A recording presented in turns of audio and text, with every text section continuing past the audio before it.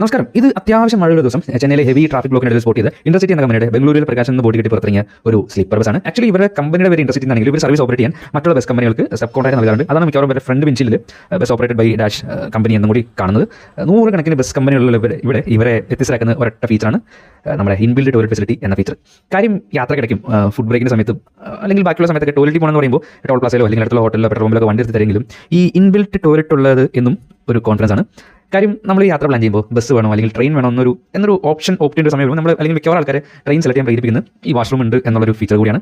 അപ്പോൾ ഇത്തരത്തിലുള്ളൊരു ഫീച്ചർ എല്ലാ ബസ്സിലും ഉൾപ്പെടുത്തുകയാണെങ്കിൽ കൂടുതൽ ആൾക്കാർ ബസ് ഓപ്റ്റ് ചെയ്യാനുള്ള ചാൻസ് കൂടുതലാണെന്ന് തോന്നുന്നു. പക്ഷേ ഇതിനൊരു പ്രശ്നമായിട്ട് എനിക്ക് തോന്നിയില്ല. കാര്യം കഴിഞ്ഞ പ്രാവശ്യം കിളമ്പക്കത്ത് പോയി ഇടയ്ക്ക് കിളമ്പക്കത്ത് പോയപ്പോൾ നമ്മുടെ SST ലിമോലൈനർ എന്ന ബസ്സിൻ്റെ ക്രൂ പറഞ്ഞു കാര്യം ടോയ്ലറ്റ് ഉണ്ട്, മറ്റേ യൂറിനൽ ടോയ്ലറ്റ് കാര്യങ്ങളൊക്കെ ഉണ്ട്, പക്ഷേ ഈ വേസ്റ്റ് വാട്ടർ ട്രാൻസ്ഫർ ചെയ്യാനുള്ള സൗകര്യം ബസ് സ്റ്റാൻഡിൽ എന്നാണ്.